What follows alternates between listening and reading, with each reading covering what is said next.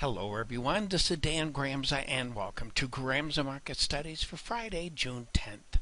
Well, what we're looking for in the NASDAQ market, not much. This overall structure is what I call containment shadows. We talked about that in the advanced video. It implies a neutral type setting. I'm looking for that to continue. I'm not looking for a strong day up or down for Friday's action in the NASDAQ market. But let's move on over to those currencies. The euro broke to the downside, so the euro's weaker, US dollar stronger. I'm looking for that to continue. By the way, it traded below its bearish level, and the magnitude change between the bullish and bearish level in that market is $2,562.50 per contract.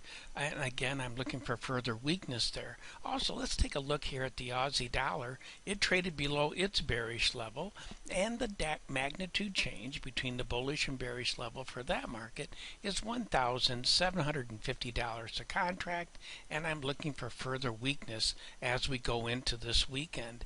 And when it comes to interest rates, well, we see that shadow on the high in the notes.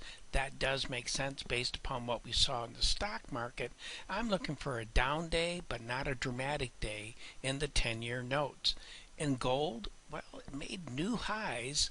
It's slowing down a tad bit. It's the right kind of behavior. I look for a sideways move as we go into the weekend. Silver, on the other hand, traded below its bearish level. And the magnitude change between the bullish and bearish level in that market is $2,200 a contract. And what are we looking for? Well, I'm looking for a sideways move. I don't expect a dramatic close as we go into the weekend. And in crude oil, we traded below its bearish level, and the magnitude change between the bullish and bearish level there is $1,000 a contract. I'm looking for a quiet sideways move as we go into this weekend. And when it comes to the grains, soybeans, we're looking for a relatively quiet day. It gave us that behavior right on target, but I'm looking for more of the same on Friday. Corn, on the other hand, traded below its bearish level, and the magnitude change between the bullish and bearish level in that market is $650 a contract. I'm looking for a quiet day to lower in that market. Not dramatically lower, but I'm looking for this downward pressure that you're seeing starting in Asia to continue. Also, same thing holds true for wheat. Now, the magnitude change between the bearish and bullish level in that market is $1,050 a contract. Again, just to give you a feel for what that size of movement means in dollars and cents, and I'm looking for continued downward pressure.